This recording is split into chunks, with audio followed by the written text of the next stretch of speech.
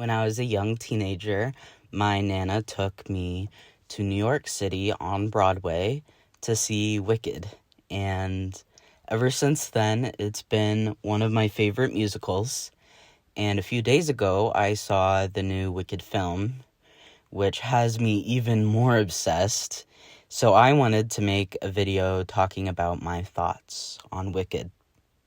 Wicked has always been one of my favorite musicals.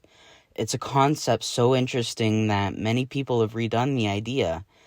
A villain being misunderstood to the point they were never villainous at all. Wicked explores many things, but one of its overarching themes is that how you're remembered and how you're spoken of has exponentially less to do with who you actually are than your social standing and the way others perceive you. The songs Popular and Wonderful both explore this idea. In Glinda's words, think of celebrated heads of state. Did they have brains or knowledge? Don't make me laugh. They were popular. Genius pales in comparison to perceived genius. You don't have to be genuinely skilled as long as you can convince others that you are. This is also symbolized in the character of the Wizard of Oz. The wizard has mastered his role that he's created, honed, and performed over the years. Though he is arguably a fraud, he still has far more power even when compared to a real and talented witch, Elphaba. But those themes were always obvious in the play. What I enjoyed the most about the film was the additional complexity they were able to achieve that wasn't able to be achieved on stage. The characters' relationships were able to be elaborated on in such a way that they added thematic depth to the story itself.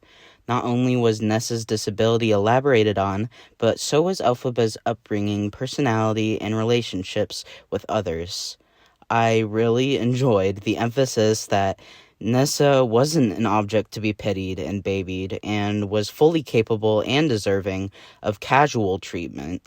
I liked seeing Elphaba's protectiveness and understanding towards her sister, protective not only of her well-being, but also offended when Nessa was being stripped of her autonomy just because of her chair.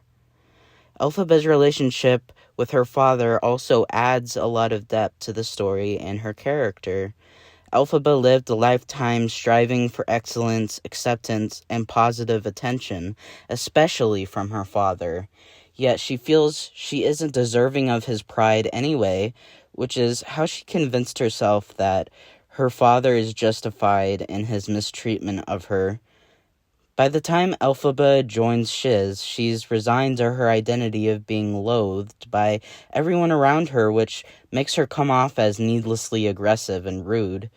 However, when her magic she labeled as a curse is instead giving her the positive attention she always longed for the first time, Elphaba has hope.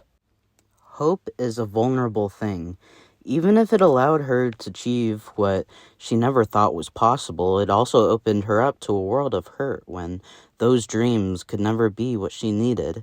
The wizard was positioned as a surrogate father for Elphaba, a second chance at being mentored and loved. Instead, the wizard turned out arguably worse than her real father. However, Elphaba is an incredibly strong character. She had to be.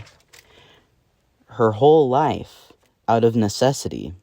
Her morals, principles, and personal experiences have always been more important to her than the consequence of doing what was right. She's used to being villainized, so she can stomach being seen as the bad guy as long as she can do the right thing in the end.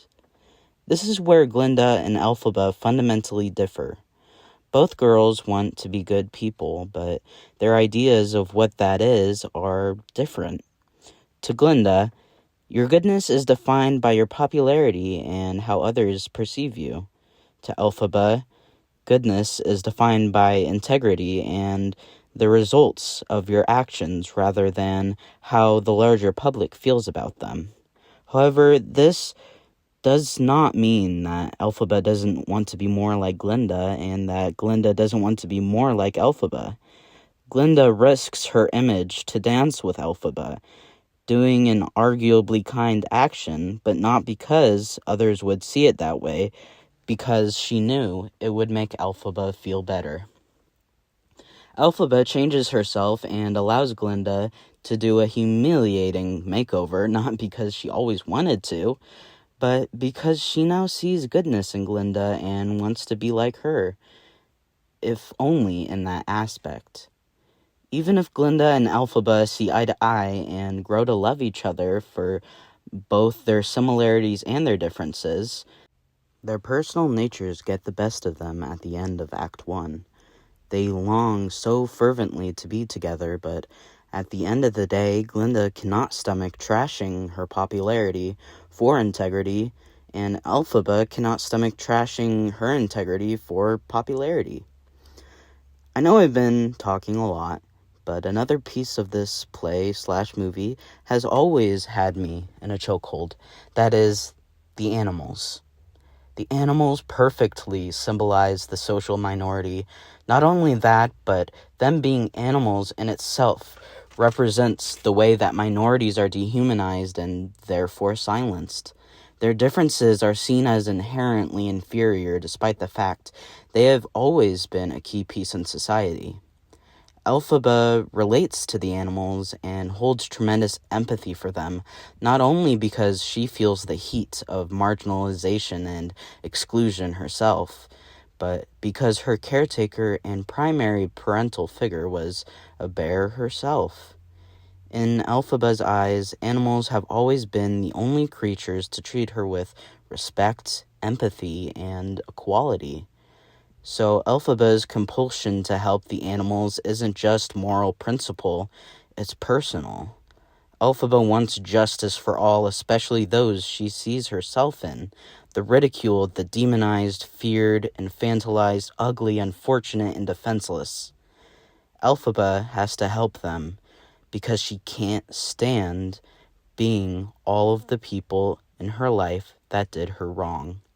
She needs things to change so that she can have faith that people can be inherently good despite constantly proving the opposite. Glinda gave her faith.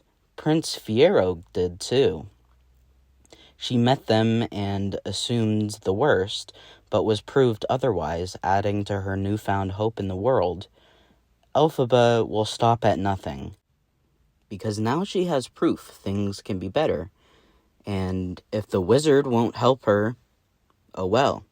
She'll do it by herself if she needs to. So that's mostly all of my thoughts that I thought I would condense into this video. As you can tell, I've been making some wicked fan art on screen for the past 8 minutes. There's not much to the art. As you can see, it's mostly just the characters. And in this second painting, I have them doing the dancing pose from the movie. I really, really enjoyed that detail. I did. It's so cute. Obviously, I see them as a couple because, yeah, I just can't see them any other way. Anyway, you guys should go watch the Wicked movie. I highly endorse, even though I just spoiled the plot for you. Yeah. Bye. Have a good day.